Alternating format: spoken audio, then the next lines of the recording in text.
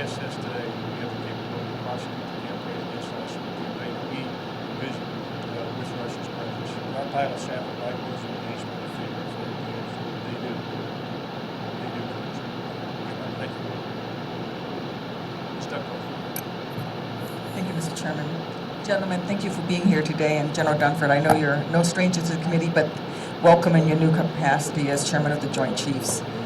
Before I get into my line of questioning, I just want to point out my support from my colleagues' earlier discussion on the need for Congress to do our job to actually take some action on a new AUMF. I understand the President did submit a draft AUMF earlier this year. We, in fact, had several hearings on it. Secretary Carter, you mentioned that also. But I think that it is vital that we get this right, and the AUMF is part of that. I think the men and women who deploy into harm's way, some of whom may not come back, as is the case of Master Sergeant Wheeler, deserve to know that not only do they have the moral support, but the legal backing of our nation. So I would hope that we here in Congress would devote equal effort to having this debate and talking about the true costs in terms of resources and sacrifices required as we get into the deeper discussion of one strategy over another. So, gentlemen, what I'm concerned with in my line of question is really going to focus on the global strategy against ISIL. And I think that we have not really discussed in this committee so far other regions where ISIL is established outside of the Middle East that I believe pose just as big of a threat, perhaps even more. And I'm thinking in particular of Libya. Patrick Pryor, the DIA's top counterterrorism official, was recently quoted as saying that about ISIL, that Libya is the affiliate that we are most worried about, and that it's the hub from which they project across all of North Africa. While we have a clear and present danger in Syria and Iraq, Mr. Secretary, please explain what the larger military strategy is to confront a global threat and how we're leveraging this different elements of American power, not just our military, and specifically, as much as you can in an unclassified setting, about our efforts to combat ISIL in Libya. Well, it is, as it must be, a global strategy. It has to be in all media.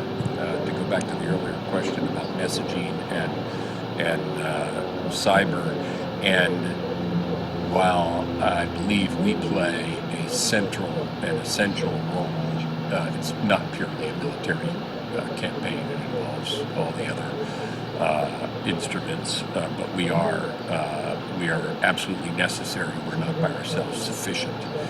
With respect to Libya, we have taken action there in recognition of the fact that because of the continuing political discord in Libya, which has not been resolved, obviously we're in favor of a political resolution in Libya, which would lead to decent governance there and therefore not a fertile ground for the growth of ISIL. That political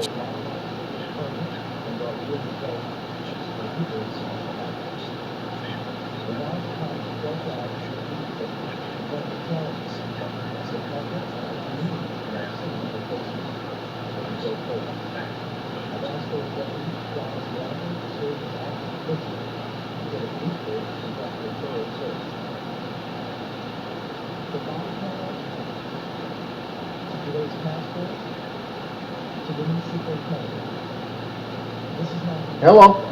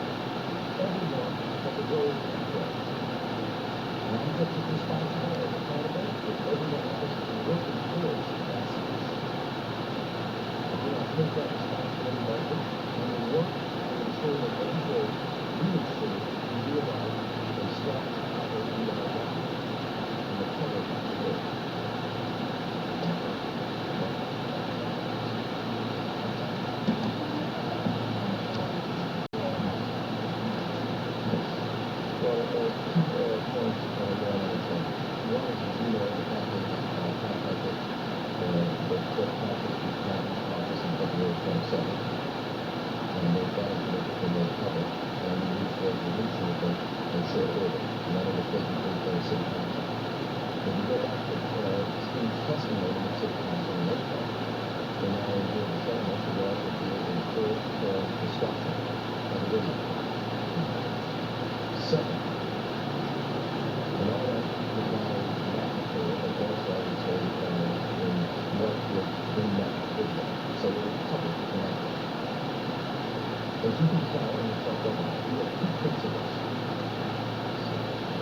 One is the desire for public information, and two, they're also the principle about the integrity of an investigation. It is clear, and all this attendance, and trying to get the report, that those two principles are intact. If you look at what I just asked you to do, is to not only take past practices and protocols and data that exist in place today and existing, but to ask core questions about the video, which is how do you make it public without the compromising campaign or an angle of thinking and an angle of investigation? Now there's a common practice across the country, and there's a practice that's been in place for each of these countries. You don't handle just not investigation. Yet it's clear you are not the that information. They're two conflicting principles. That is why I was going to have the best use of this morning with the commissioners about it too. Do we need to make any changes to that practice to ensure that, as you've seen, you don't expect to bribe people, and I think that answer, usually that answer that is specified by the other strategy, is to also ask, how do you reconcile those to the public authorities as well? We know that there is a case where somebody compromised an investigation and we can't come to a conclusion using a level of approach.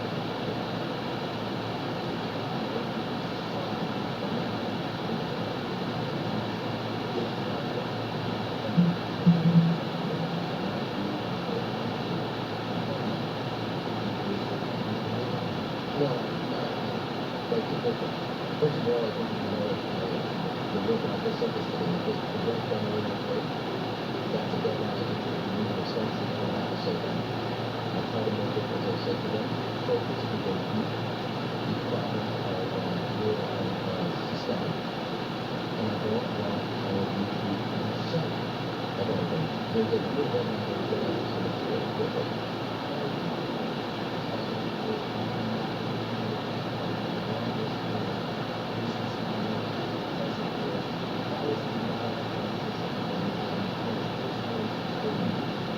Well, I just, as I said, like to get the I think I'm just going to do this for examples. First of all, we really the whole communication. Second, as you know, just a couple months ago, we did an unprecedented agreement with the ACO and the Dutch American a couple months ago, which was not a material or a lawsuit, but an agreement to the ACO and the Dutch for more years on how to handle cases. It's just two examples. And in fact, a lot of the former companies, because of the level of transparency, we brought to a greater level. And we can even go back to 2013, where I asked for conversations to the report, also in the city council with regards to transparency of information. So I want to set that doesn't mean, as I said, you are right, it's a long history. We have made progress, but I wasn't that done. Well, I think first of all, when it was, I had a lot of support, that work with the judge and the stuff. But I know, like I said, to you, is to build the trust and confidence with the public. And at this point, on this juncture for the city, in what we're working on, he has become an issue rather than being information and a strategy. Now, I support, and I've said it and noted the results of the work. 34% reduction in after but we must bridge that confidence and trust to build what I think is necessary, as I said, for a solution. relationship. I have accept. I have a lot of love and respect and him, but I have a bigger love and conversation about the future and strength of that future. And no one person trumps me no one of my responsibilities. No city is not in the future. I thank you for the service. Every night we commit a new and both leadership, the commission, the body plan, but all of the piece extending towards that trust in that people. And that's essential for the safety of the United States. And thank you for that.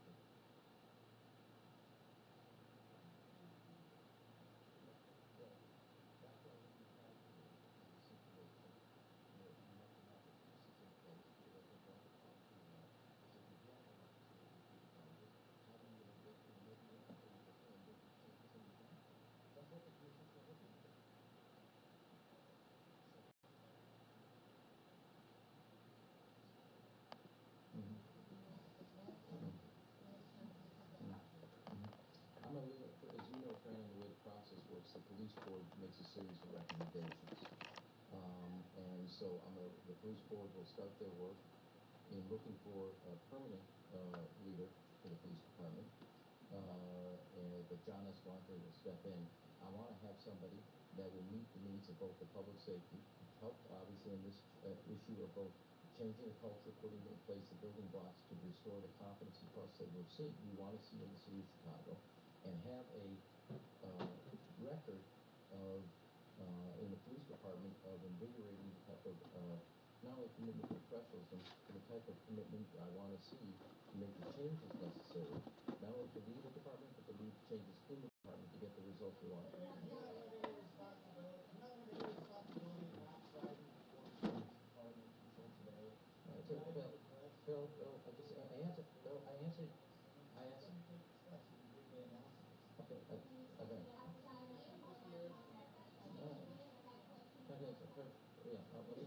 Let me try to do all four of these. One is I said in my remarks, I'm responsible. I don't shirk that responsibility. I have taken certain steps prior to this date. I'm taking steps today. As I told you, this is a work in progress in finding a solution. It's not the end of the problem. It's the beginning of the solution towards the problem. I got you, Marianne, out of the corner of my eye. I got you. Okay, let me try to do this with also integrating friends. So I don't know if I could do it on page 10 and repeat the line to you. I said up front, before you even asked a question, I take responsibility. None of us are above it. Fran, to your question, the police board, I'm not looking for a type. I'm looking for a professional that can lead the department and make sure that they have a robust record of bringing results of public safety, and this is one of the areas of the area. You live in Chicago, have lived here for many, many years. You're probably a Chicagoan. Most would not agree with you because actually it's in Massachusetts now. Mm-hmm. Why not a Chicagoan lead this task force that we're following? What I got, two things. One is he is from Chicago. Okay, that is correct. But he is a Chicagoan also with the background as head of the Civil Rights Division of the Justice Department. He is a former governor, and he has a unique perspective. He's not leading it, and as I said, he's an advisor to the commission. He is from Chicago, and like all the other five, he will be doing the day in and day out work. What about the fact that he is still going to Paris, still soaring with you? Is it a taxpayer-funded trip? And will you have security that therefore is also paid for? I haven't made a decision yet whether I'm going to go based on my work. What's that? You plan to go, and I think your staff is going to say as well. Why continue with the package? Well, obviously by the answer would be it's a question I haven't answered yet because I have serious work here. I happen to think the mission of climate change is serious work, and I'll weigh the equities of doing that. So I haven't yet answered. Many people have suggested, in addition to the Washington, that political considerations played a role in delaying the decision. The settlement, or having the settlement while you were engaged in a pretty tight race, and the video wasn't released while you were trying to run for re-election. Can you address those concerns, and does it speak to, do you have things you have to do to gain trust effectively? Well, again, let me say, I said it in my remarks, I'll repeat it. I work at that every day, and I have a lot of work to do with that. And I try every day, some days are better than ever, in building the trust that we have as a city and as the mayor, and the fidelity I have to the public that we're building a strong Chicago. I'm going to address it. Yeah, I'm going to ask all your first five questions. Hold on. Second is, as I think, I know Steve and the office have worked through the timeline, but I think this is relevant. The family came forward on February 27th, contacting the city. Within a short time, we reached a conclusion, and within a short time, it was taken to city council. Even while the criminal investigation by the state's attorney is still ongoing, and even while the U.S. Attorney's Office is investigating the civil rights and other parts of this investigation. We as a city reached that conclusion. As it relates to the video, I both asked the commission and I want to repeat. I said a long time that on the completion of the investigation, the video would be made public, which is exactly what happened 4 hours after the completion of the investigation. Two, it is a common practice, not just here in Chicago, although we've had this practice in place for a long time, but across the country, that you don't release material that's essential to an investigation because it would compromise, taint, or in some otherwise hinder that investigation. It is clear, based on this event, that between the public's desire to know, which is essential, and the integrity of investigation, you have two principles in conflict. I've asked the commission to update and ask some core questions. Should we continue that practice of a default? Should it actually be the responsibility not of the city, but of an investigatory entity? They'll ask a series of questions to update a protocol that nobody has updated, and other cities across the country not only have that protocol, are now challenging and asking some core questions. We have to do it. You know, at the end of the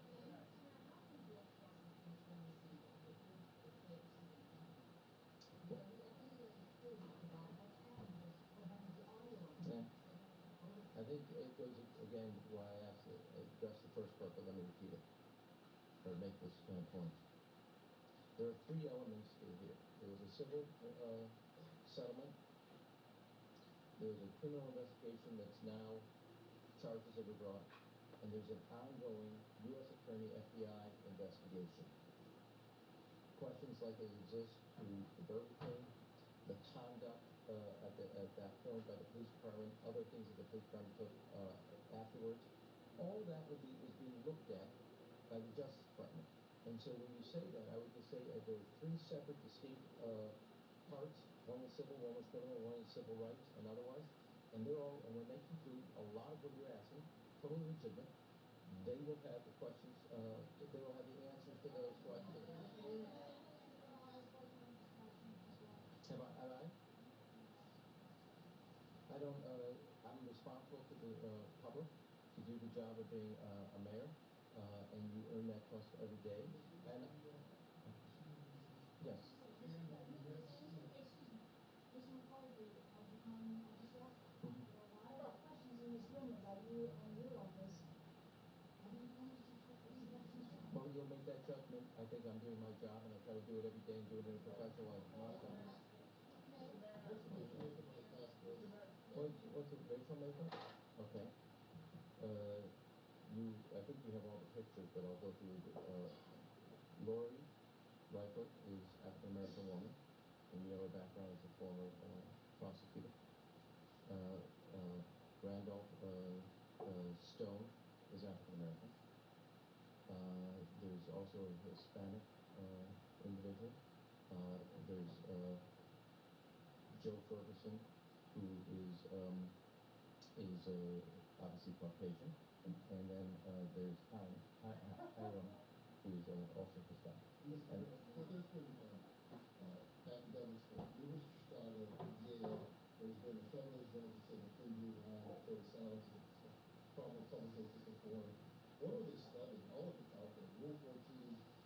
When we talk about cops be last, they don't get punished. When we talk about misconduct that's not violent, your guy will always just get stuff done. Why not just make that stuff public the way you would say pass a budget or handle on CPS? Well, and we're not talking about fatal shootings. Let me say, I respectfully disagree with the analogy in this sense, Mike. Passing a budget or dealing with other things at Chicago Public Schools is not the same as both dealing with a set of protocols and culture and earning the trust and confidence of the public in the police department and the oversight, the accountability that exists in the police department. You are right at one level, there's a lot of work. As I said before, and I want to repeat, we are not unique in dealing with the issue of confidence and trust between communities of color in the city of Chicago with their police department. We do, like other cities, New York or other cities like Baltimore or Ferguson, Missouri, or Minneapolis, Missouri, or Cleveland, have something also unique to our city, which is why the 5 people I put together who have worked for years on this, on this subject and on this question, will hit the ground running because they have years of work and in addressing and giving us a blueprint that, in my view, could sustain the effort of bringing a sustained level of change to a systemic set of challenges that exist. And so that's what those jobs are. Chicago Mayor Rahm Emanuel abruptly turning and leaving after fielding some very tough questions. You might call that officially having to squirm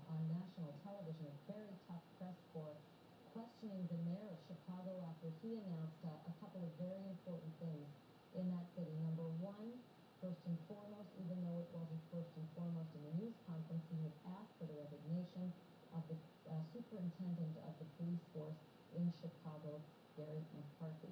Number two, he has established a task force to look into the very issues that is plaguing that city right now. The death of a young 17-year-old man in the street after being fired on 16 times. He was holding a knife, the officer holding a gun, the officer charged with first-degree murder. A couple of things to note in that press conference. Rahm Emanuel, the mayor of Chicago, saying that he has the confidence in the work and the results of the Chicago police superintendent. He said we have to build trust and confidence of the public, and that the superintendent has become an issue and a distraction. He also says he has a loyalty to him, but that he has a bigger loyalty to the Chicago community, and that's why he asked for the resignation of the Chicago superintendent. One thing he did not say was if the superintendent accepted it. I want to bring in our Ryan Young, who's our national correspondent based in Chicago right now, get some insights as well from CNN law enforcement analyst, former police chief himself, Cedric Alexander. First to you, Ryan Young. That was a very tough press conference. Those reporters were having a field day asking Rahm Emanuel himself if the police superintendent has become a distraction. What does that make you? Walk me through what we just learned. Well, a few things here. Those questions from the reporters there, honestly, may be reflective of the people who are marching out here this weekend. It might not have even been tough enough for the mayor, according to the folks who were marching. And in fact, we were told several times by people who were marching, they don't feel like the reporters here are speaking for their voice and wanted to go after the mayor a little harder. They wanted to make the information that he knew about this case. They wanted to specifically know exactly when that he saw the video for the first time. And if you woke up today in Chicago and got the Sun-Times, this was the article that was on the front of the paper, which basically said that Gary McCarthy should go. And he spent a day doing tours, not only on TV, on radio, talking about why he felt he still had the confidence of the mayor. And obviously that didn't work out. But there are serious questions here that have nothing to do with this superintendent. They actually have a long-standing background in the city where there's a mistrust between the community and the police force. I was recently in a barbershop the other day, my barbershop, and people were actually joking about the time they had been beaten by police officers. So you have an understanding here that people don't have a trust for the police force, but they desperately think they need them because obviously all the gang violence in the city. They said, look, they want to see that solved, but they also want to see people held accountable. When we talked to Gary McCarthy about why this officer wasn't fired, he said he can't fire people at will. That's not how the contract is set up. So you can hear frustrations from both sides. People want to sit at the table and have a conversation about what's going on in this community. They're not always having it. That's why you saw thousands of people walking through the street up and down Michigan Avenue, voicing their concerns about what happened. Honestly, people in tears just talking about the idea that a young man could be shot 16 times and then the video held for 400 days without any action. And then all of a sudden, like dominoes, all this has been happening over the last week, coinciding with this, and now we know this is what's going to happen. But I can tell you, there's a lot of people who are upset with the mayor. Don't forget he was in a runoff election at first in the city. People are pointing to that office and wondering what's going on up there. Well, Cedric Alexander, if you could come in, it's very fortunate to have your voice today, both as the president of the National Organization of Black Law Enforcement Executives, but also as a former police chief yourself. You just heard what Ryan Young has said. Chicago has been plagued with violence, hundreds of deaths, gun violence, crime in the streets. There is a palpable community that wants tougher policing to rid the scourge of that city. There is a community that says back off of the tough policing when you might have the wrong guy. This is a position you've been in. Where's the win here? Is it a no-win situation, no matter what kind of fresh eyes you bring in? Well, it's a very tough position for any chief right now, particularly in this country to be in, because what you're trying to balance is good policing and community trust, and oftentimes as well, too, where we have very tough communities that are plagued with crime. Officers have to go in, and oftentimes in those very tough communities, they may have to engage in an event that end up in someone losing their life. Look, this case with Mr. McDonald,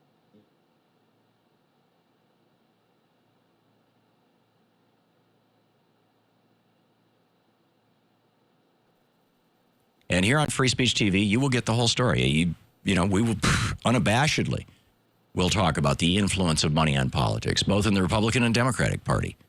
We'll talk about, the sometimes bizarre directions that the secondary and third parties go in. There's a lot of issues that really impact all of us, from national security to quality of life issues, from issues of inequality and race in America to issues of how we move forward, how we educate our kids, how we provide health care, that need an honest discussion in the United States. And they're not getting it in most of American media. You will find that discussion here on Free Speech TV. So please call now and make your contribution. 877-378-8669. That's 877-378-8669. Or